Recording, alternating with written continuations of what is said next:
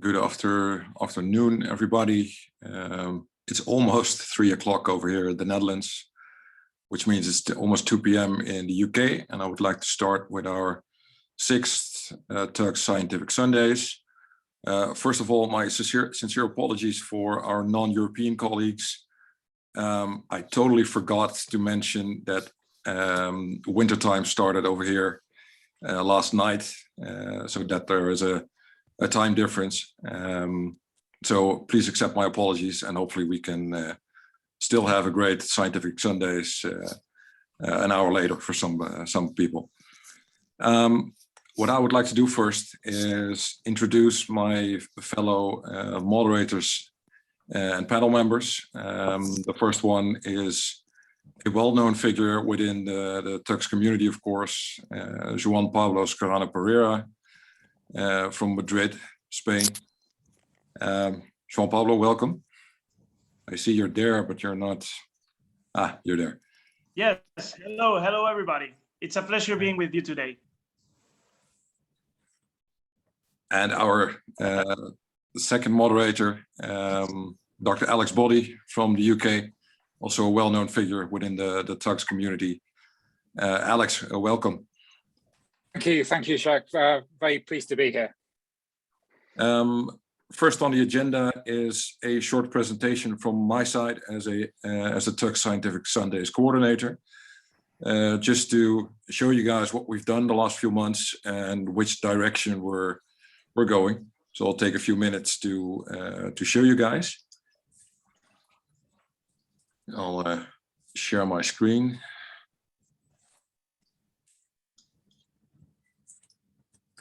Hopefully everyone can see my screen. Thumbs up if it's. So what's that building? I saw one. That's a surprise. I'll tell you later off. Okay. I'll start with the introduction today. Of course, you guys all know this well-known logo.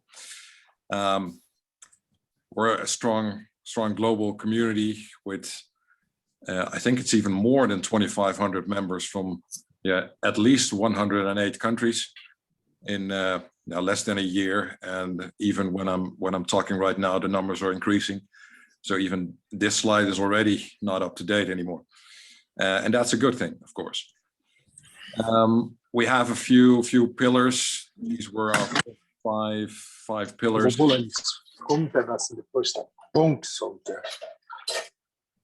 These were our first 5 pillars, and they will increase, of course, with the growth of the network. A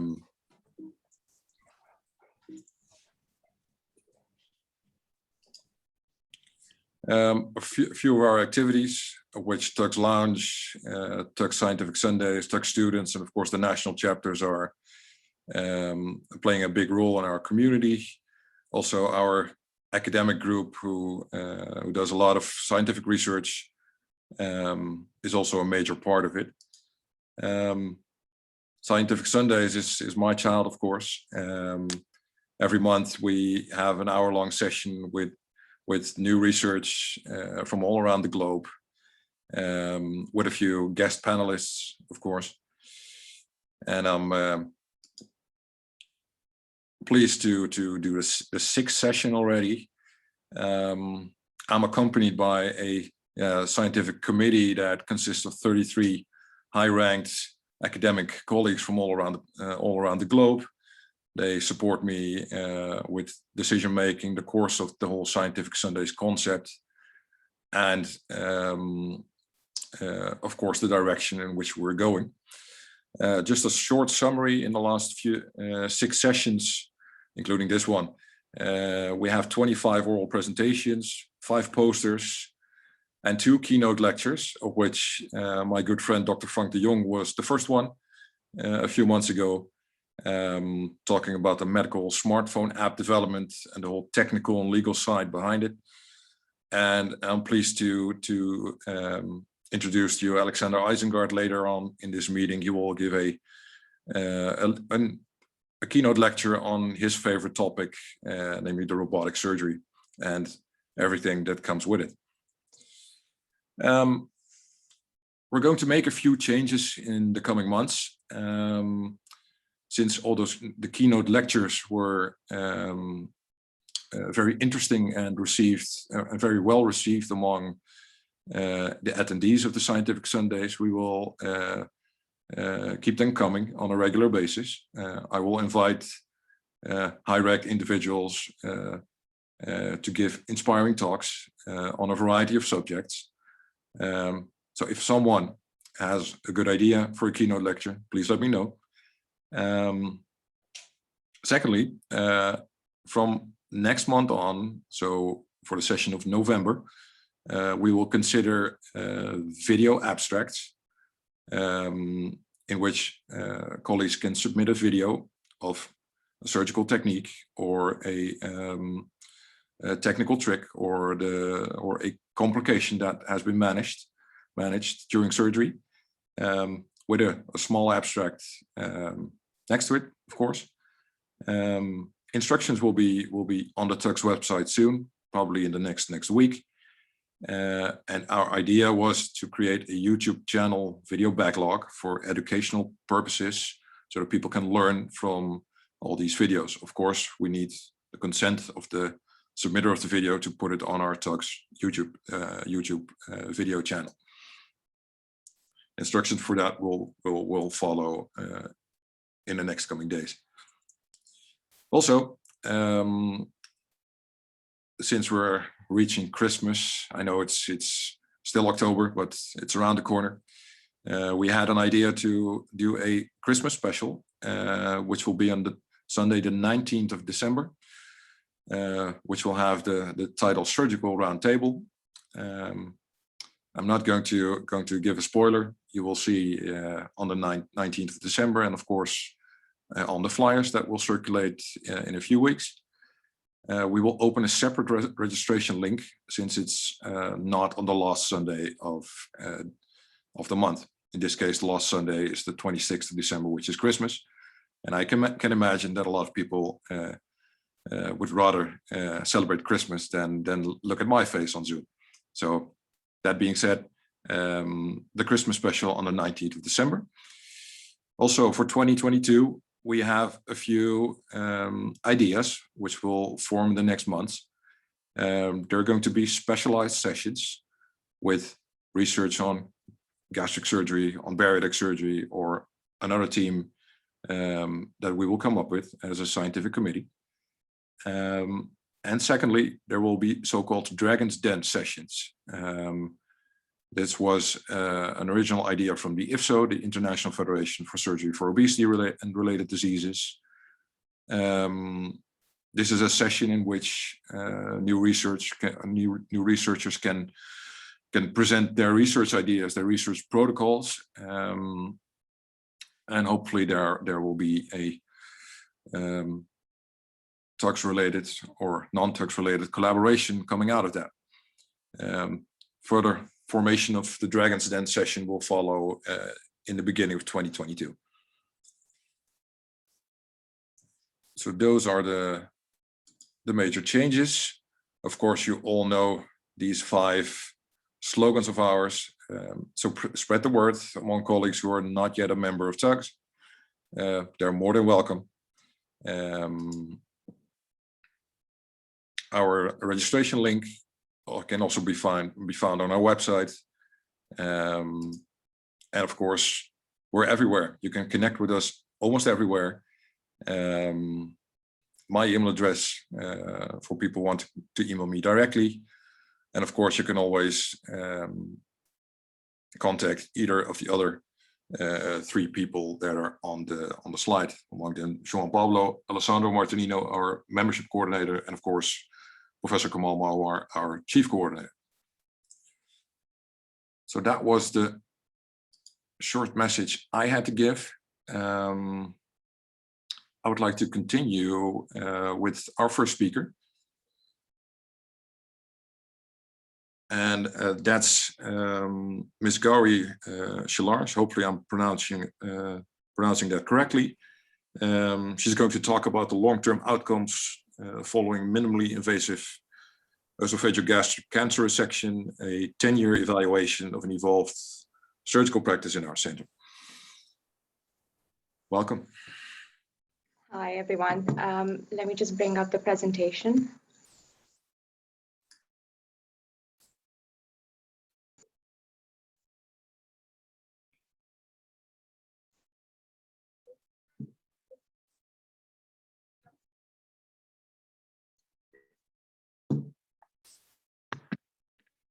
Can you all see that in full screen? Hello? Yeah, we can. Yeah, we can see that. I see the screen. Great, thank you very much. So good afternoon, everyone. Thank you for the introduction. I'm Gauri Chilarke. I'm a core surgical trainee working in Royal Devon and Exeter Hospital in the UK. Today, I'm going to present the research project that I've been involved in titled Long-Term Outcomes Following Minimally Invasive Esophagectomy at Our Hospital.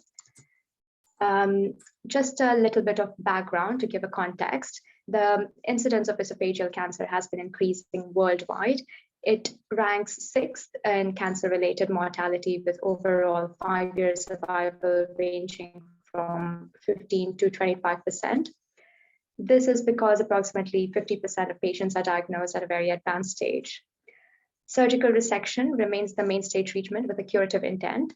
Open esophagectomy can be performed via transhiatal, either Lewis or McEwen approach. However, because of its invasive nature of access to the abdominal and thoracic body cavities, there is predisposition to major complications such as postoperative pain, impaired mobilization, compromised respiratory function, and delayed functional recovery.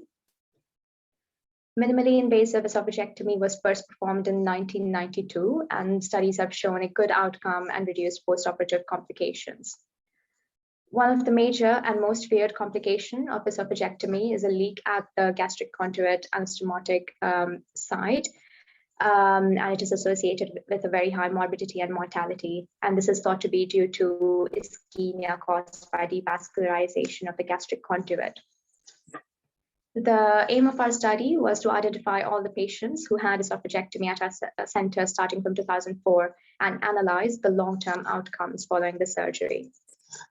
We obtained ethics approval from the local institutional review board, and as mentioned before, minimally invasive esophagectomy was started at our hospital in 2004. This surgical program, however, ended in 2010 due to centralization of management of patients with upper GI malignancies to tertiary centers. Hence, all patients who underwent minimally invasive esophagectomy, which was a 3-stage total thoracoscopic and laparoscopic surgery, between the period of April 2004 and January 2010 were identified, and we analyzed the patient demographics, oncological stage, and overall survival, 5-year survival, 10-year survival, and recurrence rates and disease-free survival. So out of the 168 patients that were identified, a total of 120 patients were included in the study. And majority of these patients were males, so 101 patients were males, which makes it 84.2%. And mean age was 66.7 years. As can be seen from the table at final pathology, 9 patients had stage 0 disease, 15 stage 1, 46 stage 2, and 50 stage 3, as is expected, as majority of the patients are recognized and treated at a very advanced stage. It can also be seen on the table that some of our patients had a gastric ischemic conditioning. As mentioned before, ischemic anastomotic leak is a major complication of esophagectomy, and to prevent this, ischemic conditioning can be adopted. And this means that preoperatively, patients have a partial devascularization of the stomach, and this allows increase in microcirculation of the deconditioned area, hence preventing the risk for anastomotic leak at a later date. The in-hospital death occurred in 4 patients, and the causes were PE, respiratory failure, ARDS, and small bowel leak at the jejunostomy site. The median follow-up was at 35.5 months, and 25 patients were alive at the last follow-up. 66 of the patients died of primary cancer-related reasons, and 15 others, 15 due to other causes, and 14 the information of cause of death was not available. The overall median survival was 35.5 months, and overall disease-free survival was 24 months. It can be seen that recurrent disease were observed in 63 patients, with maximal recurrence seen in stage 3 disease. The graphs show that 43 patients were alive at 5 years and 33 at 10 years, making a 5-year survival of 35.8% and 10-year survival of 27.5%. If we were to exclude the stage 0 disease, then the 5-year and 10-year survival rates were 32.4% and 24.1% respectively.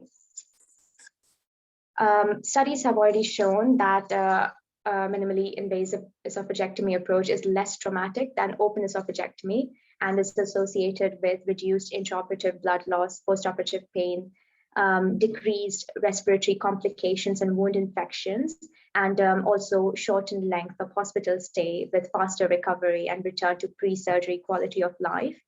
And also that with minimally invasive approach, the oncological resectability, nodal harvest, and margin status are similar to that of traditional open esophagectomy. Our study has shown that 5-year survival was 35.8%, and if we were to exclude stage 0 disease, 32.4%, which is in line with the published literature in which the figures range from 12.5% to 63%. This is also equivalent to open surgery, and even the 10-year survival is pretty similar. One of the studies in 2012 showed that the 10-year survival is 18%, and our study has shown a 24.1% 10-year survival. Hence, in conclusion, our results show that MIO provides a favorable long-term survival for patients with esophageal and gastroesophageal junctional cancers. This study has also been, there's a poster presentation at the ORGES meeting in Belfast recently, and it is up for publication soon. There's some of the references here. And thank you very much for listening, and hope you enjoyed the presentation. Yes, thank you very much. Interesting talk. Any questions from our panel members? Perhaps Dr. Body can ask a question. Yes, thank you very much. It was a lovely presentation. So I've got a couple of questions, and sort of mainly based on the abstract. You may have answered them in your talk, but I didn't pick up on them. If you did, and for that I apologize. In your results, you said that your overall median follow-up was 149 months, and I was just wondering how you worked out your median follow-up if by 149 months only less than a quarter of your patients were alive. So how did you calculate that median follow-up if someone had already died a lot earlier than that? So a bit of a on the presentation, I think we've said median follow-up was 35.5 months, and oh, right, okay. at the last follow-up, only 25 patients were alive. So those two are two different numbers. Okay, so just a mistake in the abstract. That's great. And in terms of finding out the cause of death, that's often very difficult when you're looking at sort of retrospective studies trying to get results from various computer databases. So you said that 69.5% of your patients died from cancer and 20.8% were still alive. So how could you be sure that the remaining 11% didn't die from cancer and died from something else? How did you work that out? We couldn't. Right. As I said, the last follow-up was probably only 10. So we couldn't really work that out. We had data only on the ones that we did follow up, and the rest of them, we didn't know if they're still alive or not, and not everyone was actually included in the study either. And there was a lot of movement of patients as well from this place to another one, and different hospitals being involved afterwards. Some of them had recurrences and reoperations, but again, at different centers, tertiary centers, rather than at our hospital. So we didn't really have a data for those numbers. Okay, thank you. And just one last question, which is, I guess, a little bit sort of the controversial aspect of this, is that you said that there are clear benefits of minimally invasive esophagectomy. If that is the case, why do you think we're not doing more of it? From what I understand is that there's a big learning curve for the minimally invasive approach, so both laparoscopic and thoracoscopic. And a lot of patients are having a hybrid surgery rather than a totally minimally invasive approach. And it's just, I think it's a learning curve rather than anything else. And the equipment and also fellowships are not that easy either. So for example, the surgeons at our hospital, they were performing minimally invasive esophagectomies until 2010. But it's been 10 years, they're not doing it anymore. So it's also deconditioning from their side. So yeah, I think it's because of the centralization and the learning curve. Okay, thank you. Yeah, I mean, I know I was actually working I spent a year in Exeter during this period, so I know a little bit about what was going on. But I think there were some other issues as well, and the surgeons who moved to Plymouth, where the centralization went, they stopped doing them when they went to Plymouth. I think it was, you know, there was a reason why they didn't carry on doing them. But I suspect that's a different question. But thank you very much. It was a great presentation. Thank you. Thank you. Thanks for the impressive line of questioning, Alex. In the interest of time, I would like to continue. I see a few questions. Yeah, there are some questions in the chat. Yeah, well, one by Jean Pablo. Yeah. We'll do that later on because okay, there's no problem. Bit of a tight schedule. So I would like to continue with the second speaker, Ms. Shakshi Shah from India. She's going to talk about the laparoscopic Heller's cardiomyotomy with a toupet fundoplication. Yeah, Shakshi, you're up. Yeah. Enlighten us. Yeah. Hello, everyone. Let me share my screen.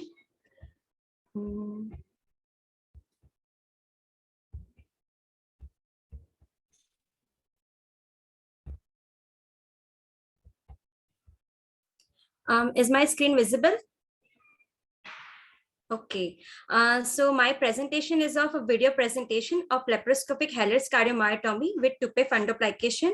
I myself Shakshi Shah, and I'm currently a last year medical school student, and I'm presenting this with my mentor, Dr. Chirag Parikh, who is a laparoscopic GI bariatric and AWR surgeon in Vadodara, Gujarat, India. So presenting a case of 22-year-old male patient with complaints of dysphagia and persistent vomiting associated with weight loss for 2 months. After investigations of barium swallow and CCT, it was found that evidence of smooth narrowing at lower esophagus with dilated proximal esophagus. And on doing endoscopy, we found out that a tight G junction was found with achalasia cardia. So after that, a laparoscopic Heller's cardiomyotomy was planned, and it was performed at a G junction with a toupet partial fundoplication. And currently, patient is doing stop well. Here, your PPT is not visible. Actually, we're just seeing it. We're just seeing your screen with your file lists of files at the moment. We're not seeing the actual presentation. Wait, let me check.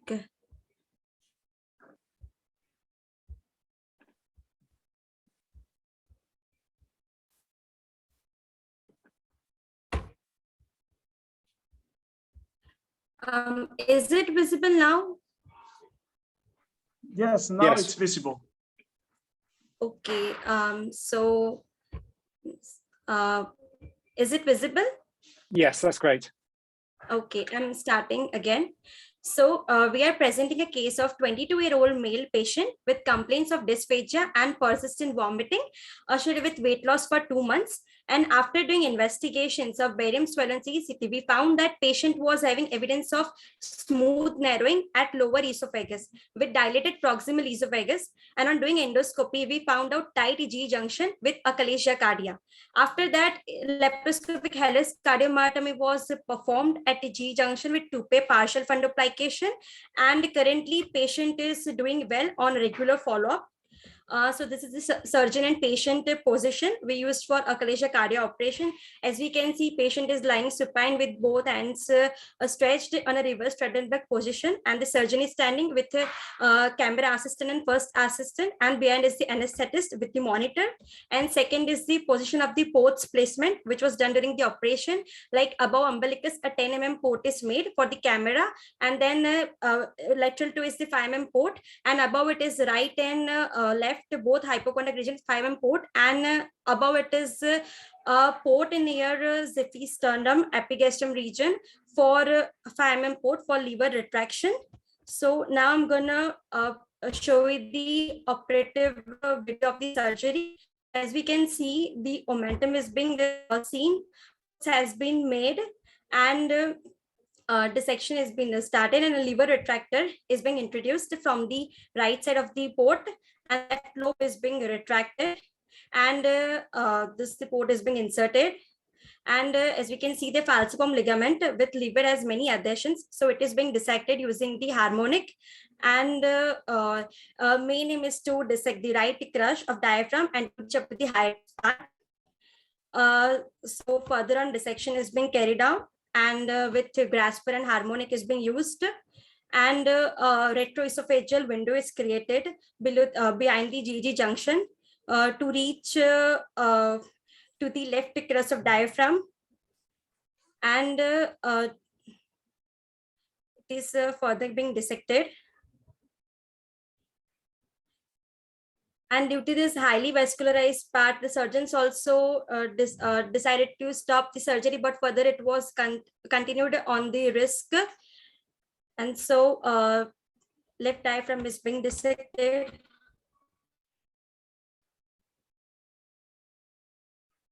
And after doing dissection, the main aim was to do the mobilization of the esophagus. And so for the umbilical tape is being used to lengthen the esophagus and to dissect all the surrounding part of the esophagus to mobilize it in the cardia region. And once mobilization is being complete, then myotomy is being started. And the fibrous adhesions near the esophagus are being dissected using the harmonic.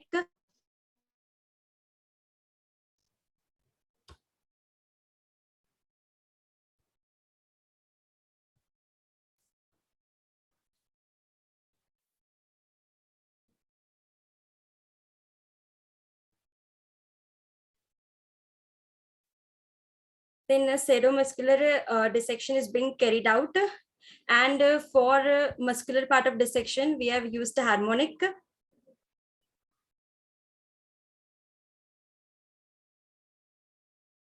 To do mobilization of esophagus, surrounding adhesions have been dissected.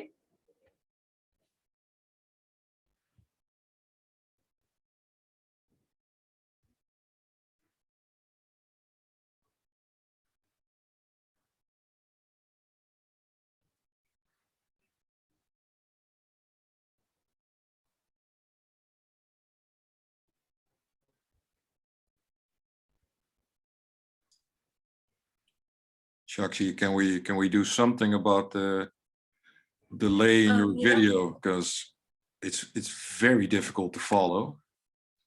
Oh, I guess there's some network issue, I guess. Is it visible now? The video is Yeah, but only the still, myotomy part is going on, that part if visible.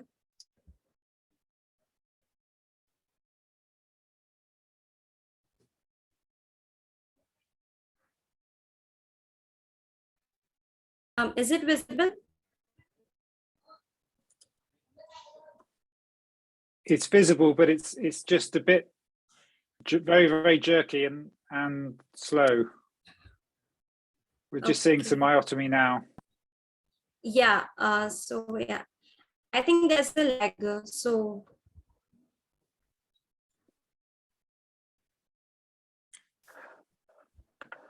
Yeah, what we can do is that you figure out your network connection, because this is very difficult to follow if you would understand what I'm talking about. Because but I just checked the network connection here is proper at my side. What point is currently visible? Like the hemostatic point, bleeding point, like endoscopy point is visible or not? I have paused my video. Yeah, we're just seeing some an endoscopic view now. Yeah. So I can start from that point now.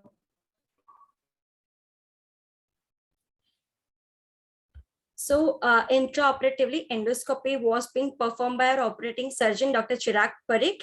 And as we can see in orange, light is visible on the diaphragmatic crush, which means there is a completion of the cardiomyotomy, and then irrigation was being done to check if there is any breach in the mucosa or not. So currently the irrigation part is being shown.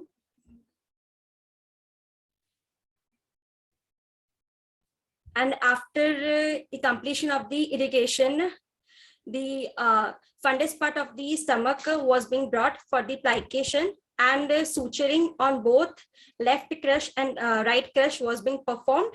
On right crush, 2-3 sutures were being used, Ethbond, and on left 1-2.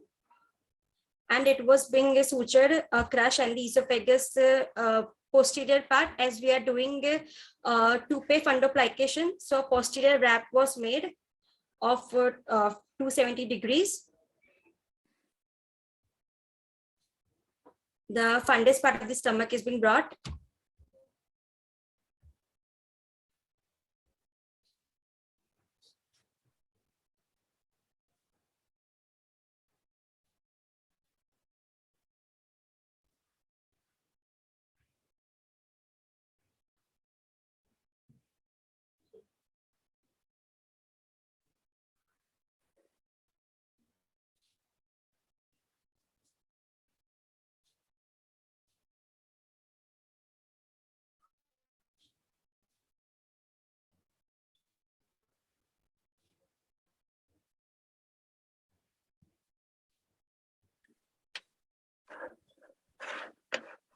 I think, Shakshi, you're first of all way over 8 minutes, and the video is still not good quality. That's unfortunate, but it happens.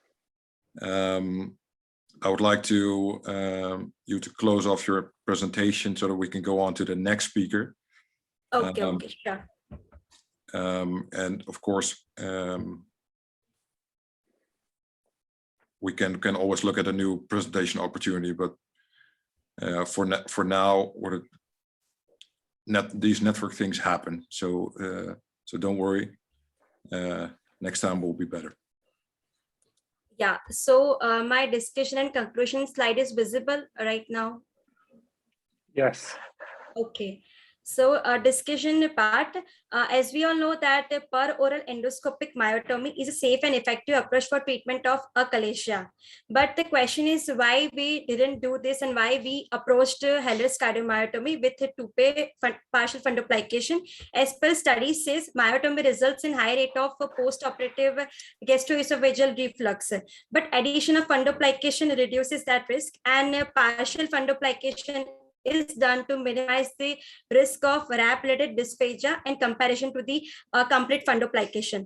And as per study says, better reflex control is found with a toupee fundoplication after doing myotomy. So we did toupee in this patient.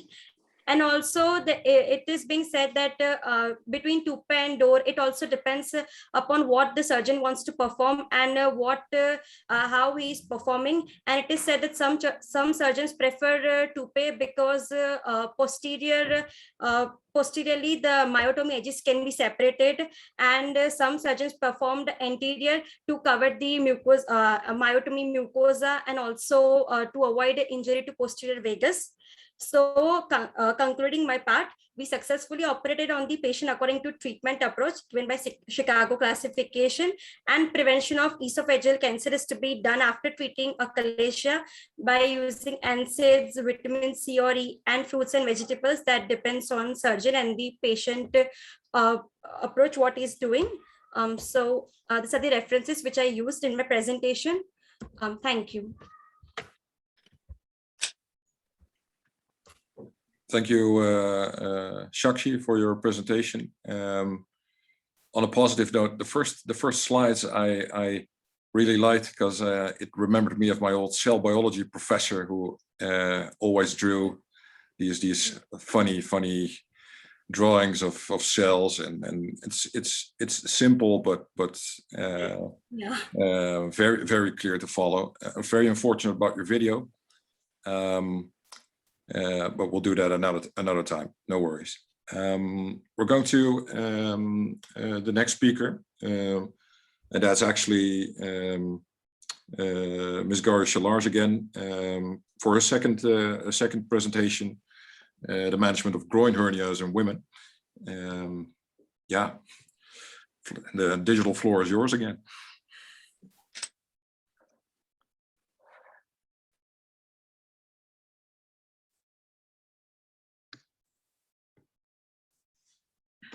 Is the presentation visible? Yeah. Great. All right. Hello again, everyone. So this presentation is going to be about an audit that I've been involved in, titled "Improving Outcomes in Women Undergoing Elective Groin Hernia Surgery at Our Hospital." So a bit of background again. So groin hernias, one of the commonest surgical conditions. Over 20 million patients undergo inguinal hernia surgery annually worldwide.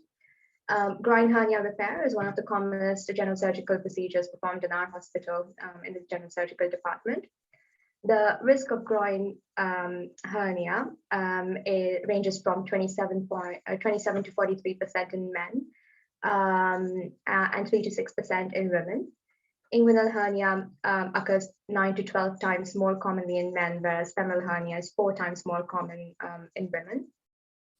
The recurrence following open operation has been estimated to be 4.7%, and recurrence rates or reoperation rates after an open hernia repairs in women are higher when compared with men. During the reoperation for recurrent hernia, 41% of women are found to have a femoral hernia, whereas only 5.4% of men have a femoral hernia. This could suggest that femoral hernia was either overlooked at the time of the primary repair, or perhaps inguinal hernia repair predisposes to formation of femoral hernia in women. The Hernia Surge Group published the international guidelines for groin hernia management in the Journal of Hernia in 2018. And these guidelines have also been endorsed by all 4 continental societies.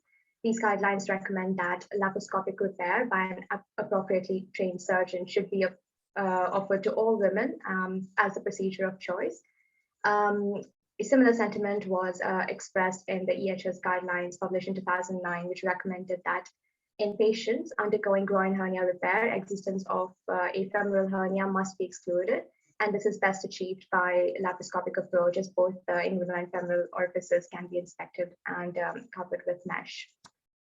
There are many approaches and treatment options when it comes to treating groin hernia, and the traditional repair of groin hernia is through an open approach anteriorly through the groin and repair with the help of a mesh.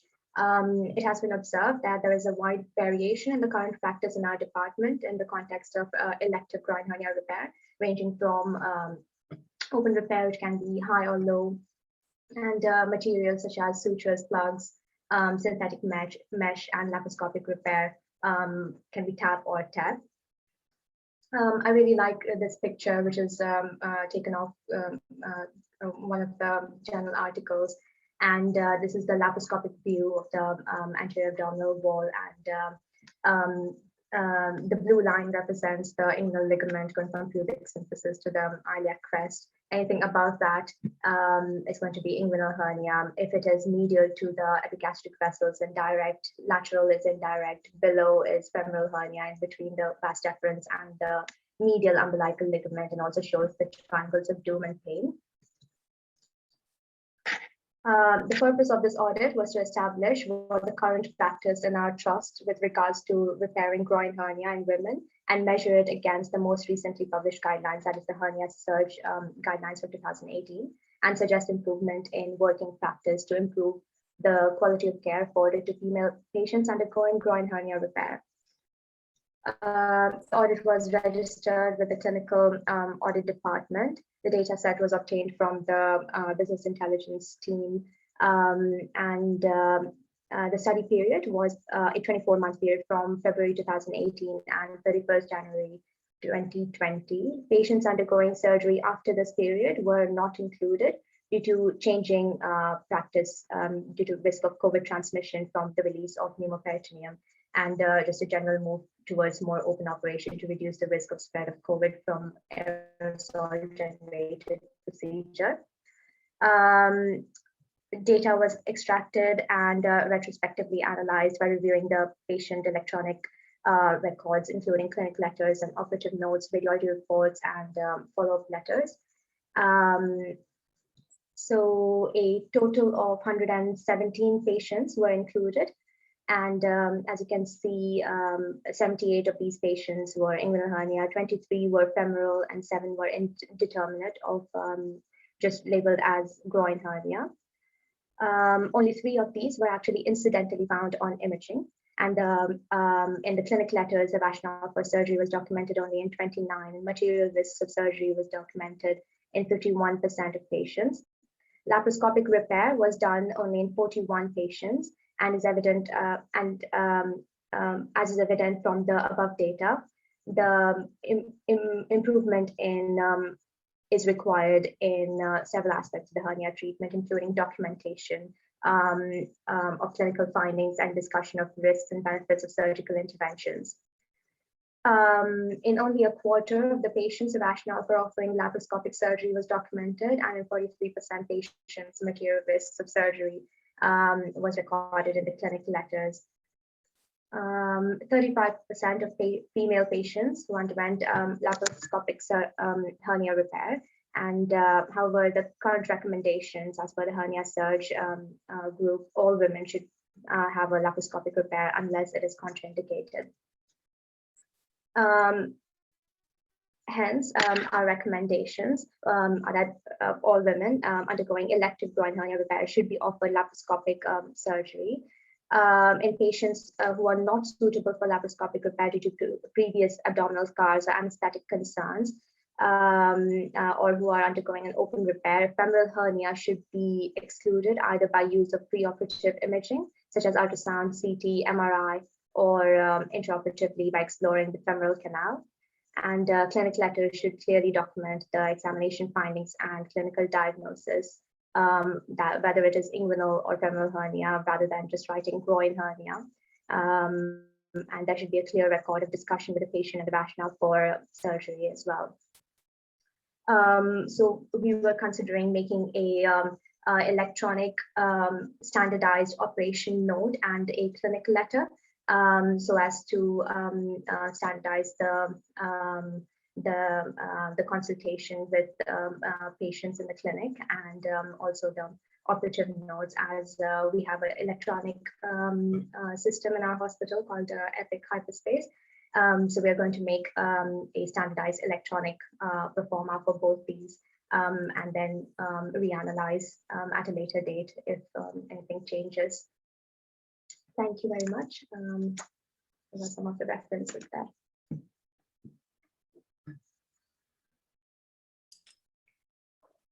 Thank you for a very brief but very complete audit, and in my opinion, this is the way to do it.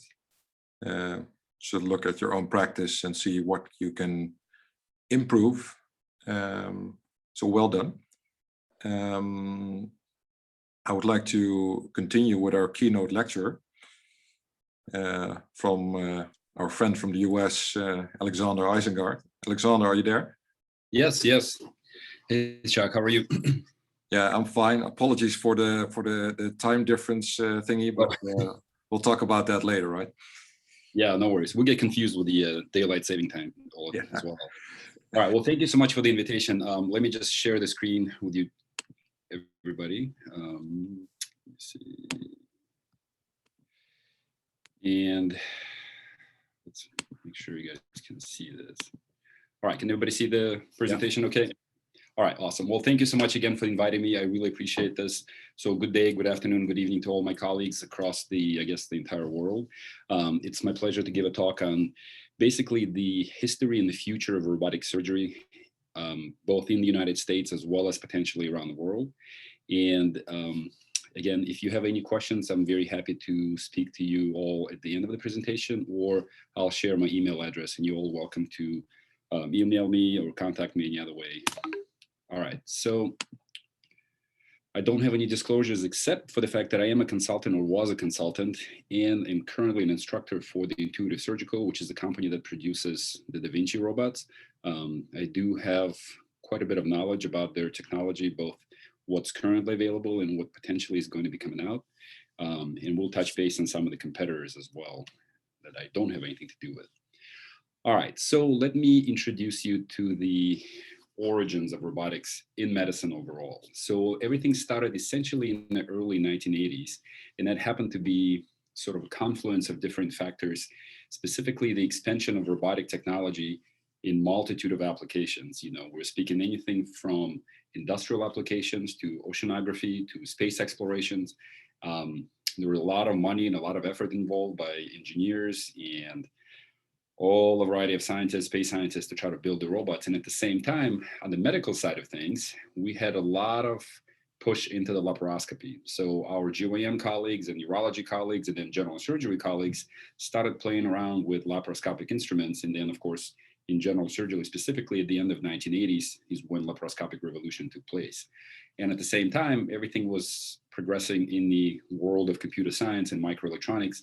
So it happened to be a very happy coincidence when all of the pieces fell into place and robotic technology in surgery took off. So very brief history of robotic surgery, just so you guys have an idea of where we started from and how we potentially progressing in the future. Initially in 1986, a couple of researchers and a physician, Joseph Rosen at Stanford, formed a private institution called Stanford Research Institute, and they developed what's known as telepresence surgery system. So telepresence is your ability to operate on a patient that's remotely located away from you. And that's a key step in developing robotic technology. Then in 1990, Dr. Wang, who's again a research scientist, received some money from NASA and DARPA, which is the American Military Research Agency. And he developed ASOP, and ASOP was the first voice-controlled camera. So not a true robot, but a camera that was basically following your field of vision while being voice activated. Next, in the mid to early to mid 1990s, you had Computer Motion that developed Zeus. That was a true first robotic surgery system, very rudimentary, very difficult to use, but again, it was a step sort of forward. And then of course, around the same time, Fred Moll, John Freund, and then Robert Young formed Intuitive, which is the company that's producing 99.9% of the robotic systems to date. And they, of course, they released Mona, that was the initial precursor to the Da Vinci. And this is one of the first systems, Da Vinci systems, that was ever made, which definitely looks very different from what we use right now. So, let's see. A couple of interesting historical perspective points. The first robotic cholecystectomy was done by Jacques Himpens. He's a bariatric surgeon in Belgium. There was a cholecystectomy done on a 72-year-old woman in 1997 by using the original Intuitive Mona system. And of course, at that time, they didn't have a robotically controlled camera. So another surgeon had to sit at the bedside and use the endoscope, control the endoscope by hand. And then the other big time point or big occurrence in the development of robotic surgery was when Jacques Marescot, and you guys are obviously very familiar with him, I think, because he's the web surge and the big MIS surgeon in France. And he essentially performed the first transatlantic robotic operation, and it was a robotic cholecystectomy while he was sitting in New York, and the patient was physically located in Strasbourg, France. And at that time, of course, that was the most expensive surgical operation that was performed ever, simply because of the telecommunications cost. It cost more than $1 million of US dollars back, 20 plus years ago. So since then, the Da Vinci robotic system took off. Over the last 25 years or so, the Da Vinci has undergone 5 major permutations. Obviously, the first one was in 1999. Currently, most of us are using the Da Vinci Xi system, which is the 4th generation. And there is actually a new Da Vinci SP system that came out about 3 years ago. That's a single port device using 2.5 centimeter port that gets placed anywhere, basically anywhere in the human body you're willing to place a large port into, periumbilical. You can go transanal, you can go transoral, you can go transvaginal. This system is perfectly designed for very narrow access, very deep planes, essentially areas where you can't really reach reasonably well by hand or even laparoscopically. So in the United States, the robotic technology was initially adopted by the urologists and the gynecologists. So if you see on the right of my slide, more than 80% of the urology procedures, probably at this point, more than 90% of the intra-abdominal urology procedures are all done robotically. Gynecology is making a heavy push into robotics as well. Unfortunately, if you look on the left of the slide, general surgery is lagging far behind. So general surgery was initially the stepchild of robotics, and the company that produces Da Vinci, was not interested in pushing into the general surgery market until about 10 years ago. 10 years ago, they realized that abdominal hernias and inguinal hernias are a perfect, ripe field for them to approach, because these operations can be done easier, better, oftentimes, and a lot better for the patients as far as pain tolerance and postoperative recovery. So the Intuitive company has made a huge push into general surgery. And of course, for me personally, because, I am a bariatric / foregut surgeon, for me, it makes a huge difference in my career because I'm actually using it for my bariatric and gastroesophageal, gastric cancer, esophageal cancer, all of these operations. It's actually a significant boon in comparison to what I used to do laparoscopically. So despite the fact that Intuitive is the biggest kid in the block, and it is the most dominant robotic producer in the world ever, there is actually some competition that's coming out in both in the United States as well as in Europe. These are the 5 companies that are currently producing or already have produced competitor products. You probably have heard of Transenterics. Now it's called a Sensa Surgical, and they release Senhance system. There is CMR, that's out of UK, I believe, produced Versius. Medtronic just came out with their own robot, Hugo. Don't think it's been FDA approved yet. There is Virtual Incision. And of course, the biggest one that's still not quite known what the product is going to look like is Verb Surgical. So Google and Johnson & Johnson teamed up, pooled a lot of money together, and created Verb Surgical. Since then, actually, Google has actually left the partnership, but the company still remains, and they're still working on the robot, but we're just not sure what it is yet. All right, so for those of you who haven't used the robotic technology or don't have as much experience in it, let me tell you why you want to use the robotics and why it is significantly more advantageous for your personal careers as well as for your patients to use the robot. So the advantages versus disadvantages, this is the human side, this is the robotic side. I'll just tell you why you actually want to use the robot. It is very stable, very precise, very accurate. The camera is significantly better than any laparoscopic camera you can get. It gives you almost a 3-dimensional perception of the surgical field because it's actually a dual camera system. You have a significant improvement in your basically hand coordination because you're able to use what's called wristed instruments to suture almost as if you were doing this open. As a matter of fact, the robot has 7 degrees of flexibility, significantly higher than any laparoscopic or potentially even any human hand. You have stability. The robot holds the camera perfectly still. The robot holds the retractor perfectly still. If you have done a lot of these operations and you know how not to use the assistance, I don't use any bedside assistance. I can do a complicated operation such as an esophagectomy, a gastrectomy, a revision gastric bypass, or any kind of revisional bariatric operation by myself. All I need is a surgical tech to give me sutures and put the stapler in, and I can do the whole operation pretty quickly on my own without anybody else needing to assist me. Now, as far as disadvantages, you can see at the bottom, it's still a very large system. It's very cumbersome. It's difficult to maneuver unless you actually have a lot of experience, and it is very expensive. So the current robotic systems cost about $2 million to purchase. There are some options available as far as leasing or pay per click that Intuitive is currently allowing people to do. But at the same time, it's still quite expensive. So now with the increase in competition, though, I do expect the robotic costs will eventually go down, but it's still going to be 10, potentially 20 years from now when this will happen. Now, what's going to happen in the future? Now, this is the very interesting thing. So there are a couple of things that are currently in development. And by couple, I mean a lot of things that are currently in development that even a lot of us are not really aware of. I deal with robotics quite frequently. Like I consult for robotics, like as I mentioned earlier. So I do have a little bit of understanding what's coming out or what will potentially come out in the future. And it's very exciting. So the 3 different fields of development that are currently undergoing sort of a lot of research, improvement in the current robotic platforms, and I've mentioned this already. So all the competition platforms are very similar to what the Intuitive has. Now, you also have a big push into the single port, like the Intuitive SP, and natural orifice surgery, right? Both laparoscopic and endoscopic surgery. And then, of course, you'll have a lot of novel surgical applications that's probably about 10 to 20, probably 30 years away from now. And that's where we're talking about micro robotics, nanosurgery, some of the really interesting stuff that's still very early in development. These are some of the things that you can actually expect to see probably in the next 5, maybe 10 years. So Transenterics or the Asensa Surgical already, they have haptic feedback in their system. It's not perfect, but it's definitely something different than what the Intuitive system has.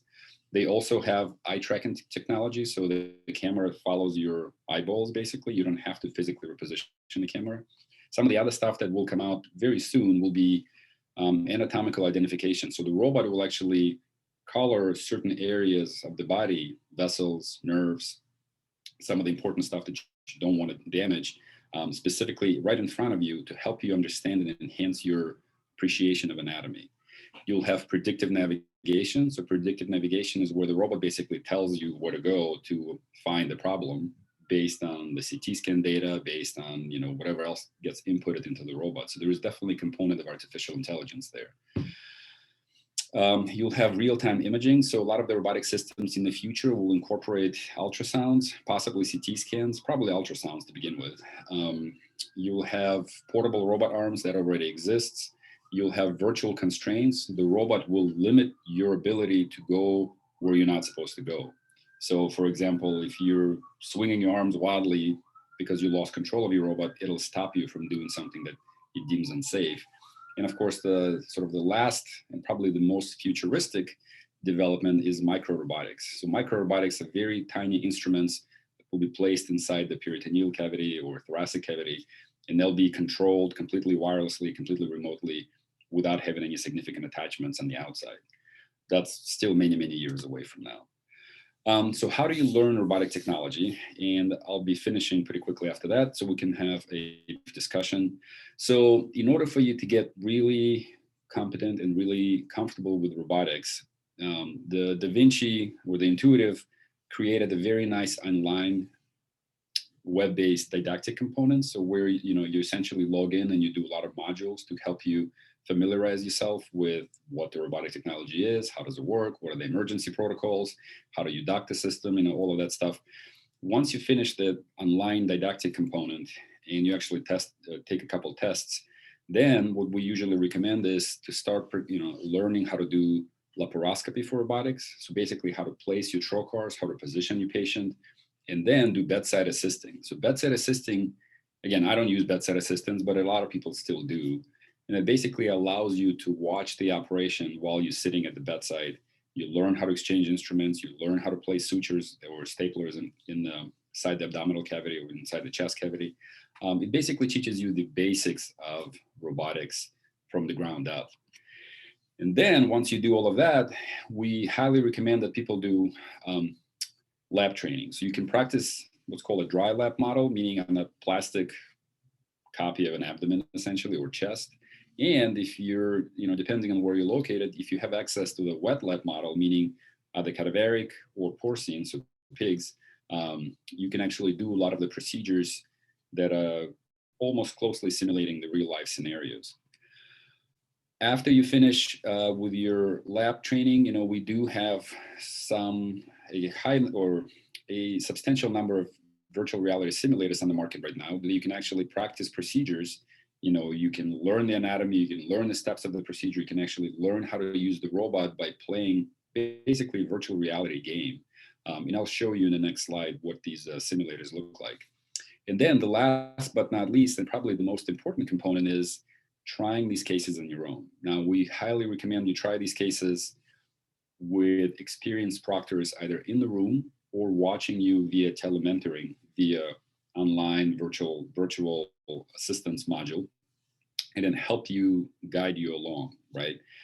We also recommend you do a lot of case observations, so you can actually go and watch surgeons who are robotic experts to actually appreciate the nuances and sort of the complexities of robotics operation, because a lot of times what you do robotically is not the same as what you do laparoscopically. I am formally an advanced laparoscopic surgeon. I used to do thousands of advanced laparoscopic procedures, but I stopped doing most of them because I am very heavily involved in robotics now, and it is quite different than advanced laparoscopy.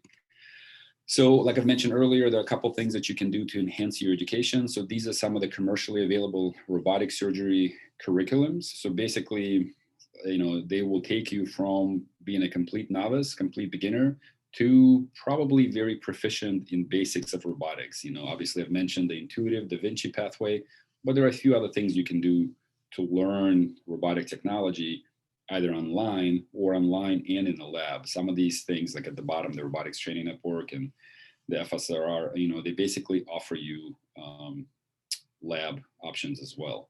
And this slide will show you what the simulators that are currently available. Of course, Intuitive makes its own. That's probably the most popular, but you have a bunch of other options that are done by third-party vendors, other commercial entities, and they will actually allow you to practice robotic surgery without actually having a patient in front of you. They're not cheap, but the cost is actually decreasing now because of so much competition. And that pretty much concludes my talk. Here's my email at the bottom. I'll be happy to entertain questions, concerns. I'm always happy to get to know everybody. And, if you guys have any questions or you want to chat about anything else, feel free to reach out. I'm easily available.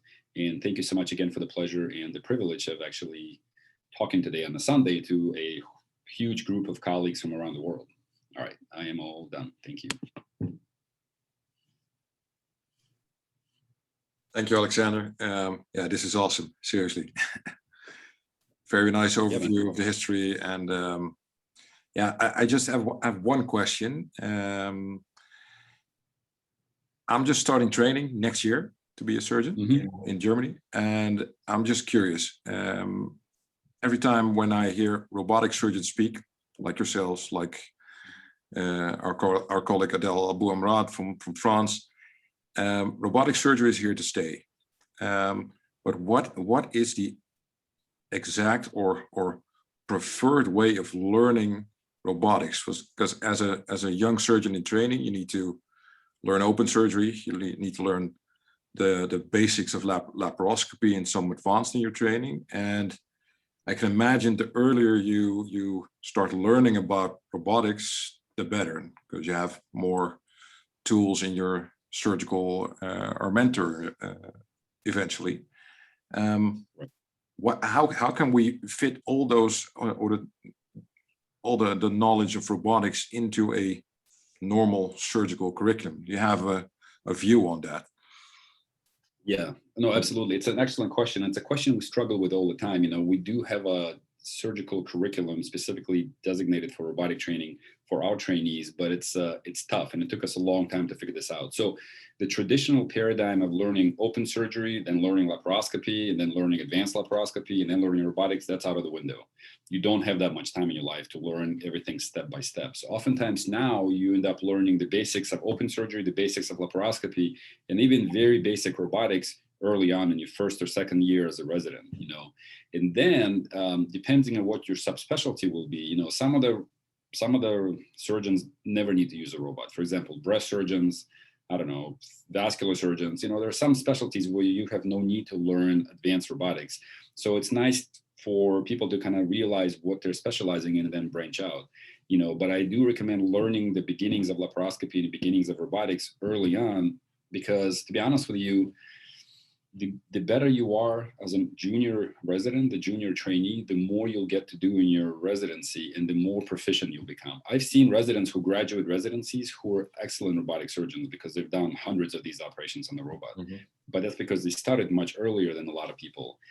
So don't wait. If you have any access to robotic technology, try to learn as early as possible. And again, we're talking about the basics. We're talking about easier operations, easier by, you know, gallbladder operations, inguinal hernias, you know, stuff that's pretty straightforward. You learn how to dock the robot, you learn how to position the instruments, you learn how to position the trocars, you know, a lot of it has to do with experience and a little bit of art. There's not a whole lot of science behind that. But at the same time, if you get good at the basics, as you're learning more complex procedures, you can do more complex procedures on the robot or laparoscopically. You know, right now at our university, we do robotic Whipples, robotic esophagectomies, robotic gastrectomies, you know, so you can do all this stuff on the robot, you know, by the time you finish your residency. Thank you. Thank you. Yeah. Any other questions? Perhaps Alex, a question? Yeah, thanks, Shaks. Thanks, Alexander. Great talk, really interesting. So I guess the question I have, which is the elephant in the room for all of this, is the cost. And you've said several times that these are very, very expensive. Right. So far, the evidence in terms of cost effectiveness for particularly for upper GI surgery is essentially absent. Will we ever get that? Does it matter? I mean, certainly in the UK, it does matter because I can't get a robot. Right. So you're absolutely right. So the cost is definitely a problem. And especially it's the initial investment into the infrastructure. You know, once you buy the robot, becomes a little cheaper. As far as cost effectiveness, you can reach cost effectiveness when you become an expert surgeon and you're really fast on the robot and you don't use a lot of extraneous instruments. So it's actually comparable to laparoscopy, but you have to get through the learning curve. But what people don't realize, you know, people always talk about cost, you know, and they care about saving money for the government or saving money for the rich private insurance company. Nobody, as far as surgeons are concerned, cares about their own personal well-being. So robotics will absolutely save you many years of surgical practice from the ergonomic standpoint. It will actually allow you to do more complex cases without tiring yourself out, without causing you neck pain, back pain, you know, shoulder pain, whatever. And will actually prolong your career and make you a lot more successful for a lot longer. So people don't realize, you know, first of all, you know, I am a bariatric surgeon and, you know, most of the world is becoming larger and larger every day. And, you know, now we're dealing with body mass index of 50, 60, 70, and doing operations laparoscopically in those patients is very physically demanding. You know, I'm not a small individual, but I still get tired doing laparoscopic bypasses on 4 people a day. With a robot, you don't have that problem. So investing into the robot will actually prolong your career as a surgeon because you're basically sitting and playing a video game without stressing yourself out. And you can do a lot of complex procedures in a day without having physical demands placed on your body. So cost is one factor, but we have to be looking at it on a more global scale. You know, can you do a better operation with a robot? And for revisional cases, absolutely. Your visibility is much better. Your maneuverability is much better. Your ability to suture is much better. I've done, you know, 5-time redo paraesophageal hernias on people without having too much, you know, difficulty. So you can do a better operation. You can potentially preserve your career for a much longer span because you're just not suffering operating on large patients continuously. And, you know, there are other advantages to the robot outside of the cost that people don't necessarily look at because it's not easy to determine how much of the cost savings, for example, the robot gives you by extending your career. You know what I mean? You know, because if you think about it, the government spends $2 million to train one surgeon in the United States. So $2 million during residency in med school, will they ever get back return on investment? Well, with a robot, they will, because it extends your career. You can operate for many more years than you would if you did laparoscopy or open surgery. So there's a lot of components go into cost, but you're absolutely right. Cost effectiveness right now is challenging, especially for people who don't do a lot of robotics. The best way to get cost efficient, as a lot of robotic surgeons will tell you, first you get good, then you get fast, then you get efficient. The third thing, the efficiency, comes at the end of your learning curve, and that's when the cost effectiveness actually kicks in. Great, thank you. I'll try and persuade the financial director of our trust that Let me know if I can help. that my ergonomics is important to him. That's great, thank you. No, absolutely, absolutely, especially in the national health care system. Yeah, but let me know how I can help. Cheers. Yeah, no problem. Awesome. Jean Pablo, do you have any questions for Dr. Isengard as a moderator? Not really. The presentation was just amazing. Being a medical student myself, I'm just impressed by how much medicine can progress. And I'm really excited to see all the future advances we will have. I was also interested with the thing of having competitors, because I think that will benefit the field a lot, as you commented. I mean, maybe in the future, if all these devices become cheaper, I think that almost all hospitals will be able to afford this. Right. Yeah, absolutely. You know, so competition definitely helps to bring the cost down. You know, right now, unfortunately, in the coronavirus world, you know, the supplies are lacking. There's always like shortages of microchip technology. So the cost is elevated because of that. But in the next 5 to 10 years, the cost should decrease slowly. Now, the cost decreasing doesn't mean the quality will improve. Not always. You know, some of the new robotic systems are not as good as the intuitive systems. So a lot of surgeons don't want to use technology that's worse than what they currently have, despite the fact it's cheaper. But at the same time, you're right. The increase in options will definitely allow you to drive the cost down. And Intuitive realizes it now. So now they don't force you to buy the robot. You can lease the robot. You can basically, like as if you're leasing a car, you can pay per month or per year. So it's the things will change for sure, and the cost will be a lot more accessible to a lot of other countries and a lot of other hospitals. Thank you very much for the presentation. It was really nice, and thank you for the answer. Yeah, of course. Okay. I've got one final question, and then we'll going to close up this this session. Alexander, as an experienced robotic surgeon, what aspect of the robotic system do you want to have changed in the near future?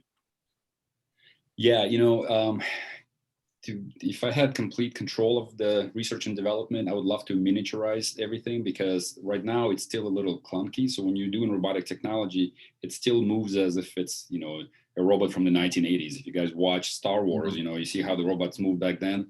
This is similar to that. You know, once the robot becomes more flexible and more miniaturized, you'll be able to reach areas in the human body that previously we can't reach easily by hand or by the robot. And at the same time, you know, things won't be colliding, they won't be getting in its own way. But again, that's something that's about 10 plus years out, you know. But the other thing that I'd love to see is a virtual reality, true virtual reality environment. And it's actually being currently developed. I shouldn't talk too much about it because I'm not supposed to just, you know, disclose all of that. But the virtual reality goggles that you guys see, you know, the Oculus Rift, that's the future of the robotics. You'll be wearing these goggles and operating by using your hands in a purely virtual reality environment, probably 5+ years from now. Sounds very awesome. Yes, really. And then again, thank you, Alexander, for accepting our invitation. It was awesome to have you. Thanks to all the other speakers. Thanks to Jean Pablo, to Alex, for being here. Every speaker will get a certificate from Alessandro Martinino, our membership coordinator. He will email that in the next couple of days. And of course, I'll hope to see you at the end of November for our next Scientific Sunday. Thank you very much. Thank you very much. Thanks, Jack. Thank you, Jack. Well done. Thank you. Bye-bye. Bye-bye. Bye.